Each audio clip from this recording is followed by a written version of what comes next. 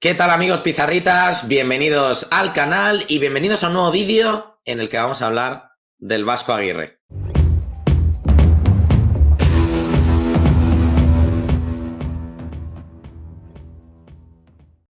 ¿Qué tal amigos? ¿Cómo estáis? Hoy nos hemos acompañado de la maravillosa gente de Apuntes de Rabona para hablar de la selección mexicana. Termina el año 2024, empieza 2025, el Mundial 2026 está aquí a la vuelta de la esquina y ya tenemos ganas de ir viendo cómo va este proyecto con Javier Aguirre en el banquillo, con tanta gente involucrada y con tantas ganas puestas para que México consiga cosas positivas. Pepe del Bosque, ¿qué tal? ¿Cómo estás? Muy buenas, bienvenido.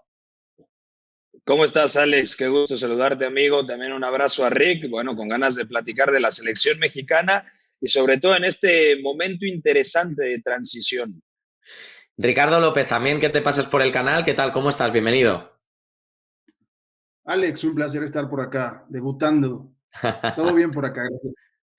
Muy bien, chicos, la primera pregunta que os voy a hacer es muy directa para ir un poco al grano de lo que es este proyecto.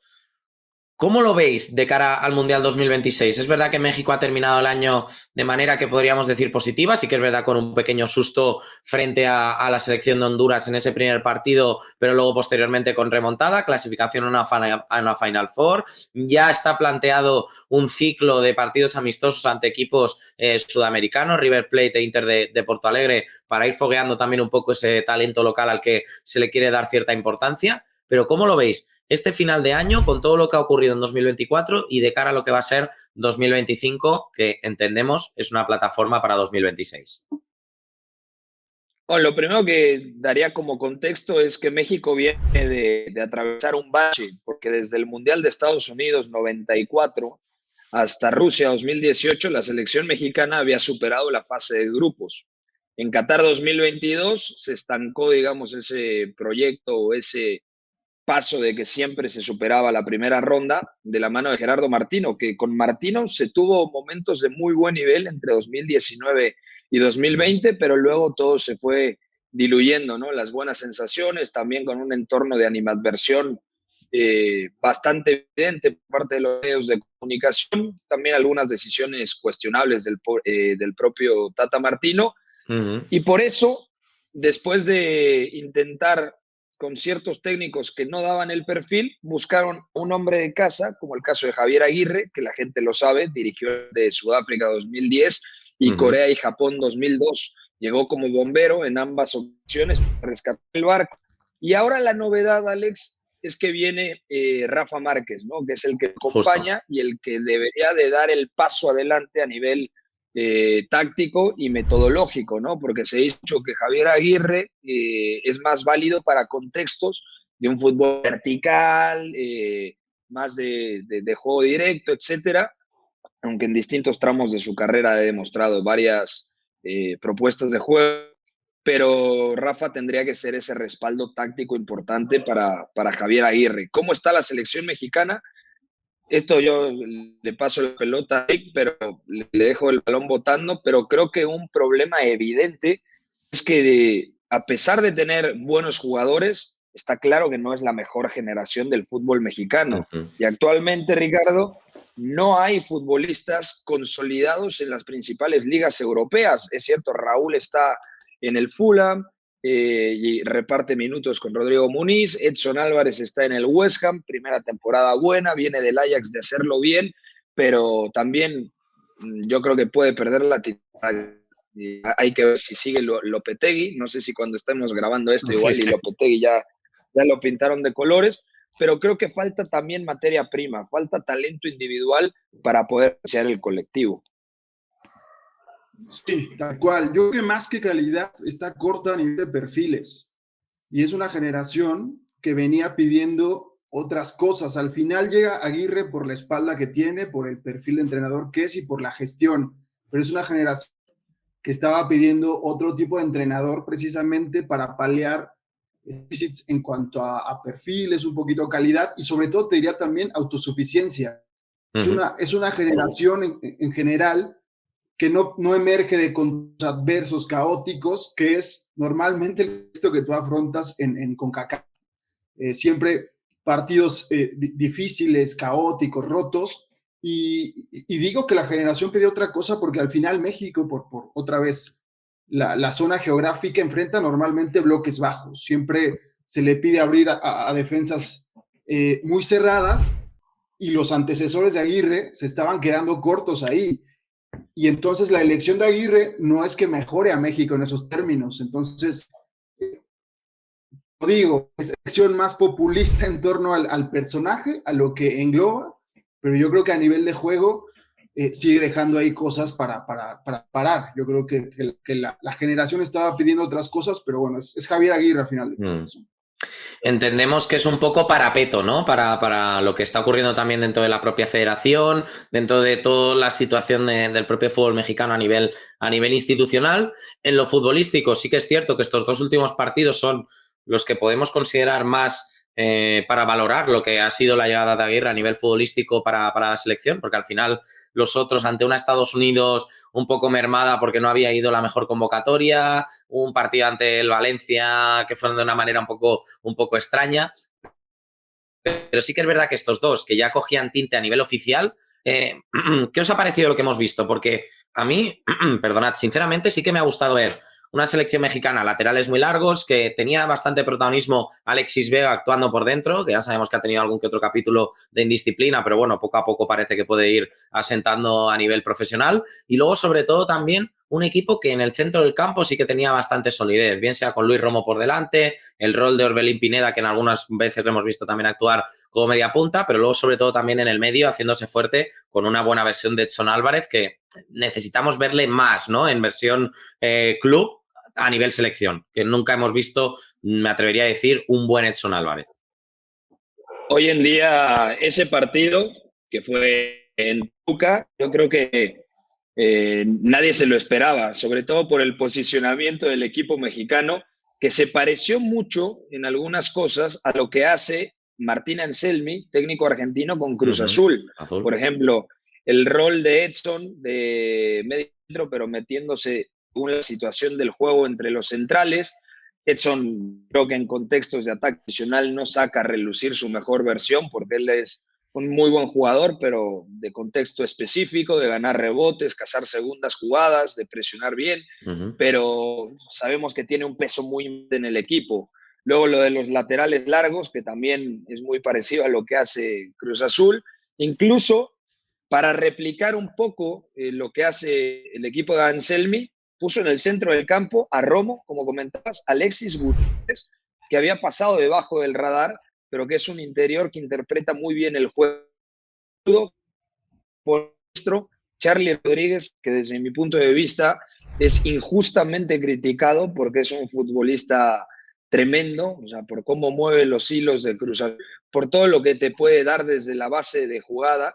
Y me parece un punto importante, Alex Rick, porque Charlie Rodríguez era interpretado por Gerardo Martino más como un interior de tercera altura, casi media punta, muy enfocado en la presión, y actualmente es el gestor de juego en el equipo mexicano. Y ese perfil de jugador cada vez lo estamos viendo más en la Liga MX. Un caso concreto, Marcel Ruiz, que también pasa, digamos, con pocos reflectores, no tiene el impacto mediático que debería, pero que también es un muy buen jugador. A mí ese partido en concreto contra Honduras, una Honduras que dista mucho de ser lo que era la mejor versión del equipo centroamericano, pero ese partido en concreto me gustó mucho. Y además me gustó porque cambió de la ida a la vuelta, es decir, modificó el plan, agitó la pizarra y encontró soluciones. Sí, en México normalmente tenemos problemas en cuanto a relación de perfiles. Ya hablábamos que por cierto, y a veces pareciera que los jugadores no encuentran el mejor contexto. Tenemos 2 casos muy concretos, el de Luis Chávez, que está en Rusia, que es un organizador zurdo, que lo hemos hablado mucho, debería ser el organizador del proyecto, una de las piezas claves del proyecto, pero a veces o juega muy arriba como interior largo, a veces juega muy abajo entre centrales, como que hay en cuanto a dónde ubicarlo realmente, y el otro es el más evidente y el más importante, que es Edson Álvarez, que ya lo decías. Edson aquí en selección, por la personalidad que tiene, por la jerarquía, es un futbolista que busca relacionarse mucho con el balón. Y precisamente la versión más potente de Edson en clubes es un jugador en el que toca el balón lo justo y que es un jugador más compensador, de esfuerzos largos. De hecho, el Edson de Ten Hag era un interior largo que liberaba el espacio para el lanzador, y en el West Ham es un jugador muy activo en el robo, en la transición. Entonces, tenemos ese problema con futbolistas puntuales, con futbolistas que deberían ser importantes. Ricky, hay un término, perdón que te interrumpa, que me gusta mucho, que es tuyo, que dices que Edson Álvarez es un gran lanzador de jugadas rotas. Y ese me parece un término perfecto para definir cuándo, a la hora en largo, Edson es un jugador válido, porque se da la presión, el robo, la pérdida, y en el rebote Edson es muy bueno lanzando. Y ese término lo quería sacar porque cuando lo dijo Ricardo en un podcast dije, esta hay que llevarla a todos lados. Sí, es que mucha gente condiciona, es una generación que se condiciona por el highlight. Tú ves los highlights de Edson en West Ham, que además lo explotan muchísimo, esa jugada rota típica en la que Edson sale en transición, y ahí tú ves que es un buen lanzador realmente, pero es en ese contexto muy específico, cuando roba y cuando, digamos, no tiene esa jerarquía en la gestión de la jugada como tal, ¿no? Entonces, esos son problemas muy evidentes. Y luego yo creo que Javier se beneficia. Yo no contaría tanto el partido de Estados Unidos porque realmente Estados Unidos, a mí me hubiese gustado verlo. Estaba sin 6, 7 titulares. Justo. Era un Estados Unidos, sí, que yo creo que no, en ese sentido. Estaba el tema emocional, que ahí sí que representaba un reto porque México no podía ganarle directamente a Estados Unidos. Pero sí, el partido contra Honduras, la vuelta, después de una ida caótica, después de volver esos fantasmas, de volver a ese México que no se reconoce, que no emerge en la autosuficiencia que hablábamos, tiene un partido potentísimo en la vuelta en Toluca contra Honduras. Lo que decía Pepe para mí es clave. Yo creo que Javier al final se nutre o se beneficia de dos proyectos en México muy reconocibles, que son el de Anselmi y el de Paiva, que encima ambos vienen del modelo Independiente del Valle. Justo, sí, entonces sí. vimos mucho juego interior para después encontrar a los laterales en amplitud, con espacio, que yo creo que es lo que no habíamos visto, y al final me gustó porque yo creo que la gran del partido es tanto el rol de Alexis, que lo replicó de Toluca, un Alexis ya más por dentro, con mucha... Casi interior izquierdo. Alexis, sí. Actuando casi de media punta, muy metido por dentro y teniendo mucha responsabilidad en esa zona interior. No, lo decíamos en el podcast, en el programa de apuntes, era el México de los 3 mediapuntas, estaban prácticamente 3 mediapuntas, porque Romo, que era el teórico interior, también era un mediapunta. Entonces era un México de muy interior que al final abrió muy fácil a Honduras. También hay que decirle una Honduras que a nivel talento está corta, ¿no? Pero yo creo que México se reconoció en eso, y si puede construir a partir de ese plan específico, hay buenas esperanzas en torno a ello. Qué bueno, qué bueno. Porque realmente, bueno, es lo que estábamos diciendo, ¿no? A esta selección mexicana ahora lo que le toca es seguir construyendo poco a poco, aunque esté construyendo poco a poco muchas veces no va relacionado con los tiempos del propio fútbol mexicano, ¿verdad? Pero sí que buscar construir esas relaciones que en el campo le permitan seguir creciendo, ¿no? Porque sí que es verdad que en anteriores ciclos y donde se ha intentado tener precisamente ese tiempo, no se ha conseguido, sino que se han visto equipos mucho más caóticos, como por ejemplo el que vimos en la Copa América, chicos.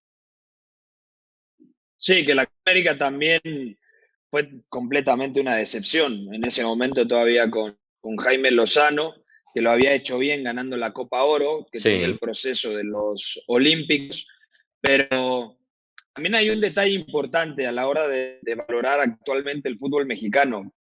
Sabemos que cada vez menos futbolistas están en las principales ligas europeas. Eso pesa mucho. Si tú quieres competir, por ejemplo, no sé, la evolución de Japón. Pues hoy en día ves que en la Bundesliga, que incluso, no sé, ligas de segundo escalón, no sé, en el Celtic hay 3 japoneses, ¿no? O que vas a la primera liga portuguesa y también hay japoneses. En México le está costando exportar futbolistas a las ¿Y por qué? ligas de segundo nivel en Europa. ¿Por qué Porque le son muy cuesta? caros. Claro, es que creo que el porque éxito de la Liga Mexicana o el dinero que se mueve en México hace que precisamente ese tipo de futbolista sea prácticamente inabordable, ¿no? Porque se ha hablado en los últimos mercados, yo diría, Alexis Vega sonó para Villarreal, me parece que César Huertas sonó para el Nottingham Forest, si no me Girona, equivoco, pues Girona, y creo el que para un Girona. equipo inglés también. O sea, como que se valora mucho al futbolista mexicano. Sí que es verdad que en España ha costado, ¿no? Que un futbolista mexicano recientemente por el que se ha apostado haya tenido un caso de éxito, pero sí que es verdad que yo creo que es un poco digámoslo así, la culpa del éxito del fútbol mexicano, del crecimiento del fútbol mexicano a nivel económico. Claro, porque es una de las 3 ligas más potentes del continente. O sea, quitando la MLS y Brasil, yo creo Claro. que a nivel finanzas es una locura. El argentino que no va a Europa busca ir a la Liga Mexicana. El ecuatoriano que no va a Europa, lo mismo. El colombiano. Justo. Hoy en día en Cruz Azul ves a un arquero como Kevin Mier, que era escauteado por el Brighton Sí. y que tranquilamente podría jugar en un equipo top de Europa. Que saca Entonces, el balón pasa jugado en que Cruz son muy Azul, que caros. saca el balón jugado en Cruz Azul, ¿eh? Es que lo tienen que ver, juega de líbero. Sí, O sí. sea, es O sea, una locura, de Anselmi verdad. siempre lo ha hecho, eso, lo del portero de líbero lo hacía ya en Independiente del Valle, sí. Sí, sí. Pero muy atrevido, muy arriesgado.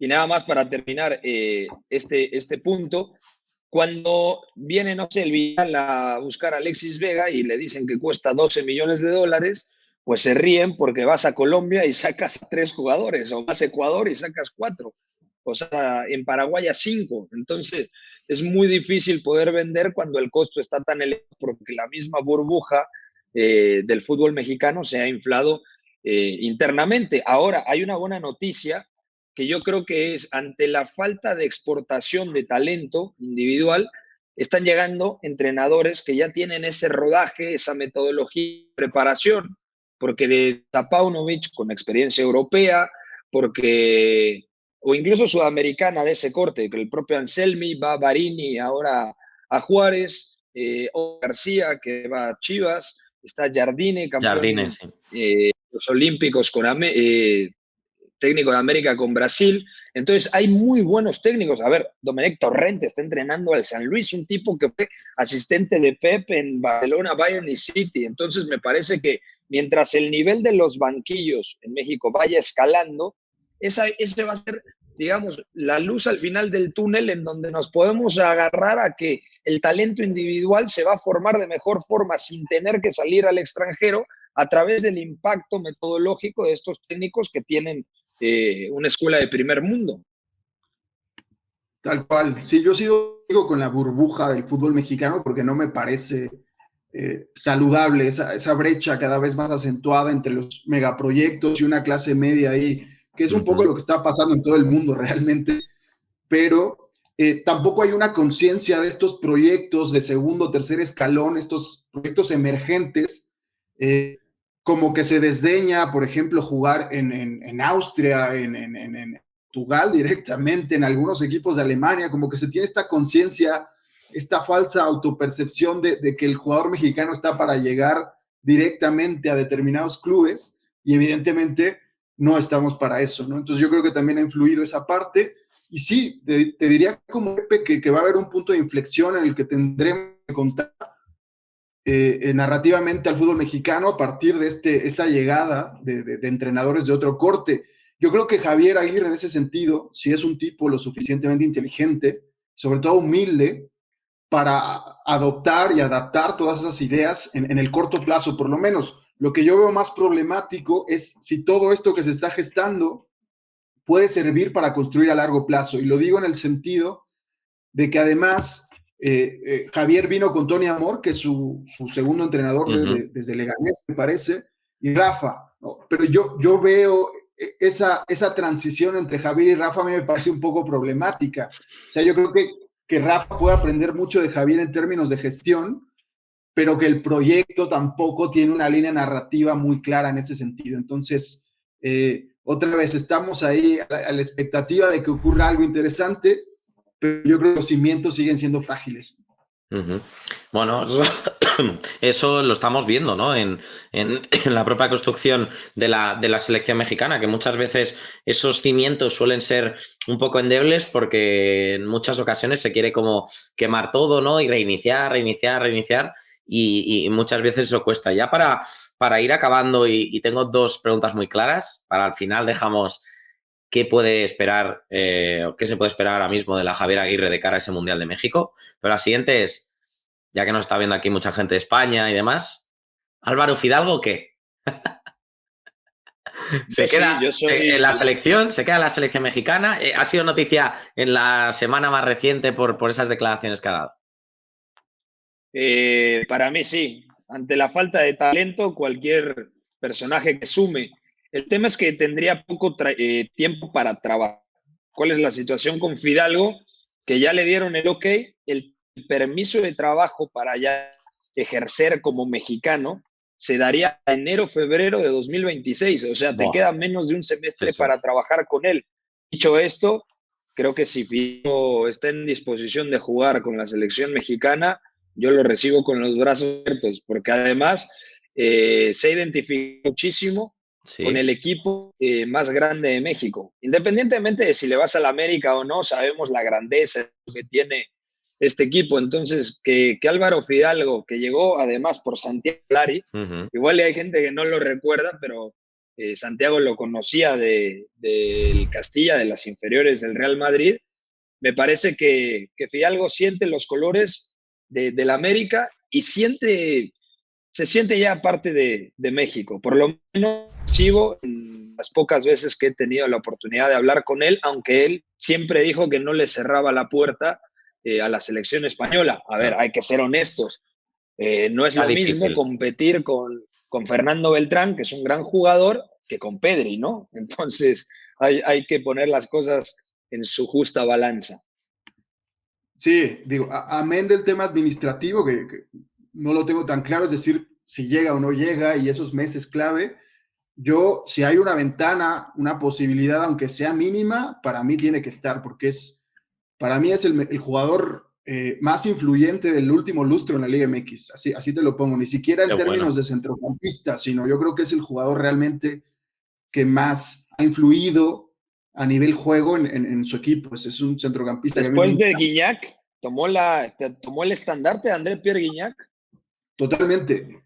Sí, que además en un contexto difícil, o sea, América es un club grande, con una exigencia única, te diría en México, que no la tiene ni siquiera Chivas, y en roles distintos, porque Álvaro lo han idealizado, al principio lo idealizaron como media punta, después yo creo que el Tano Ortiz acierta en ponerlo en el doble pivote como un organizador directamente, pero incluso Jardiné en los últimos tiempos lo puso en banda izquierda, es un jugador que realmente ha rendido en todas las posiciones posibles, Uh-huh. y yo creo que más encarna esa grandeza, o sea, ha comprado muy bien el discurso americanista, es un tipo que incluso se compromete en las declaraciones, tira ahí cosas interesantes y repito, para mí el jugador más influyente del último lustro en la Y liga. además hay una semifinal ante Chivas, que a la postre Chivas pierde contra Tigres, y esa semifinal la pierde el América en el Azteca. Y es por lo que detona la eliminación de las Águilas, es una expulsión de Álvaro Uh-huh. Fidalgo. Y el primero que va y levanta la mano, ¿te acuerdas, Rick? Y dijo, eliminación, no culpen al técnico, el principal responsable. O sea, eso te da de la personalidad, de la mentalidad y de cómo pues asume siempre ese protagonismo cuando debe Álvaro Fidalgo. Es un jugadorazo y qué bueno que cayó acá en la Liga MX. Bendito Solari, ¿no? Que se lo llevó para allá después de que aquí, bueno, tuviera tramo en el Castellón, tramo en el Madrid-Castilla y no termina de llegar a primera. Ahora sí, la pregunta del millón, la pregunta que ilustra este vídeo. Mundial 2026, estamos en diciembre de 2024, queda mucho todavía puede pasar de todo, pero realmente a día de hoy, ¿cuál es vuestra perspectiva de cara a ese mundial? Es decir, México, ¿en qué posición está para hacer un buen mundial ahora mismo? Mucho dependerá, por supuesto, el sorteo y el hecho de de ser cabeza de serie, debería Claro. de ser un guiño, ¿no? Debería de tocarte algo no tan complicado. Yo tengo la teoría, nada más acoto esto, de que el Mundial de 2006 no va a bajar el nivel realmente, porque se dice, es que van 48 selecciones y por lo tanto va a ser un nivel deplorable o un nivel mucho más bajo. A ver, yo hago el ejercicio y digo, en África hay 10 grandes selecciones. Antes iban 5, ahora van 9 o 10, dependiendo del repechaje. Igual y en Asia baja un poquitín, pero en Sudamérica, en Conmebol, para mí es la eliminatoria más bonita de todas de largo. Sí. Y yo creo que independientemente del nivel de cada selección, van a competir. Te toque Paraguay, Ecuador, que está muy bien, Colombia, que ahora mismo estaría para semifinales quizá, no sé. También hay esa clase media en Europa. Creo que va a ser un mundial muy competitivo. ¿Por qué me gusta acotar esto? Para que la gente no piense que nos va a tocar Nueva Caledonia y Perú. O sea, te va a tocar un grupo en donde te toca jugar con 2 o 3 selecciones muy competitivas. Dicho esto, yo creo que el objetivo principal de México es regresar a los octavos de final, porque ya ir a octavos de final implica jugar el quinto partido. Uno pensaría, superas la fase de grupos, son 3 partidos, ahora se agrega el de 16avos de final, es decir, la ronda de 32, 16 contra 16, y luego octavos de final. Entonces yo creo que más o menos México está para pensar en esos octavos de final. ¿Para ti, Rick? Sí, hay que redefinir el mito del quinto partido porque ya cambió absolutamente. Hay que encontrar una nueva narrativa. Es el sexto, ahora el sexto. Vamos, sexto partido, vamos. Que además México tiene este componente de drama, de tragedia perpetua que es muy mexicano, ¿no? Entonces, yo creo que es un equipo que sigue siendo poco fiable en escenarios de máxima tensión, que es todavía esa carta que me reservo. O sea, es un equipo que se desconoce en escenarios de tensión, que no emerge, como decía antes, en escenarios caóticos, rotos. Y yo me reservo esa carta, pero sí creo que México tiene el talento, tiene la infraestructura. Lo hablábamos el otro día, ninguna otra federación ingresa más dinero que México en el mundo. Entonces, yo espero que realmente tengan una preparación interesante y sí, los octavos son el techo mínimo que puede aspirar México en este mundial. Ahora, un detalle, Alex. A ver. Y esta te va a gustar. Igual y México al Mundial de 2026 siendo la tercera selección en cuanto a nivel en CAF, porque hoy en día Estados Unidos, por cómo están jugando sus futbolistas en muchas ligas europeas, o sea, ves que Pulisic en el Milan un día, o luego que te aparece, no sé, un jugador de segunda línea, no sé, como Malik Tillman en el PSV. Entonces dices, estos ya tienen 14, 15 jugadores asentados en las mejores ligas del mundo. Y por ahí va Canadá, que tiene a Jonathan David, Alfonso Davis, a ver si Buchanan recupera su nivel después de la lesión. O sea, Kyle Larin, o sea, hay realmente la incógnita de dentro de CONCACAF.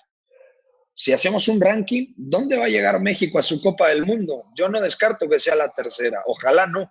Bueno, para eso estará dentro del próximo, en el próximo parón de selecciones, esa Nations League, esa Final Four Nations League, donde precisamente están los 4 mejores a priori, que son Estados Unidos, Canadá, la propia selección mexicana y Panamá. Ese partido ante la selección canadiense yo creo que va a ser tenso, ¿eh? Va a ser caliente. Tenso. Es en el mes de marzo, ¿no? Si no me equivoco, en el parón de selecciones de marzo. Pues. Se juega primero en la semifinal, obviamente, y luego la final en el segundo partido de marzo. ¿Es así el formato? Es que todo se juega en una misma sede. Por eso, ¿no? Se juega primero las 2 semifinales y luego juegan la final. Exacto. Pues estaremos muy pendientes, de hecho, porque, bueno, va a ser partidos de tensión. Oye, totalmente. Los pizarritas van a venir al Mundial de 2026. Espero que sí, ¿no? Porque estaría bueno que en 2026 nosotros los recibimos y en 2030 ustedes nos reciben. Claro. Bueno, eso tendrá que... Una empresa, si nos está viendo, una marca, si cree que hacemos un buen trabajo, que ponga de su parte. Llama, Pepe, llama. Un par de llamadas, sí. Entre tú y Miguel hacéis un par de llamaditas y lo gestionáis todo y perfecto. Pero ojo, primero nos tenemos que clasificar para el Mundial, ¿eh? Cuidado. Hombre, son los campeones de Europa. Como diría Ancelotti, van a ir caminando. Esperemos que así sea. Pepe del Bosque, Ricardo López, Apuntes de Rabona. Muchas gracias, chicos, por pasaros por aquí para hablar de la selección mexicana. Y esperemos que en el próximo vídeo que podáis venir a hablar de la selección mexicana sea para celebrar algún éxito ya plausible, esa Final Four de la Nations League que México la ha visto levantar el título, lo que sea. Si ganamos el Final Four, yo estaré más que satisfecho. Así que te mandaré una foto con las cervezas que nos vamos a tomar en caso de victoria. Y como siempre, un placer darle un fuerte abrazo a todo el equipo de Pizarritas, a Nahuel, a Adri, Elón, que está cursando una nueva materia llamada paternidad. Sí, sí. Eso es, eso es. Y Ricardo también, oye, muchas gracias por pasarte y nada, un placer hablar contigo y que nos ilustres con tu conocimiento. Gracias, Alex, Pepe. Sí, y nada más para reforzar, gran termómetro en Nations League. Yo creo que ahí vamos a tener pistas claras. Maravilloso, pues lo analizaremos una vez ocurra. Un abrazo grande, chicos, y ya sabéis, a todos los pizarritas, like, suscripción, membresía y a disfrutar de todos los contenidos que hacemos en el canal, como este.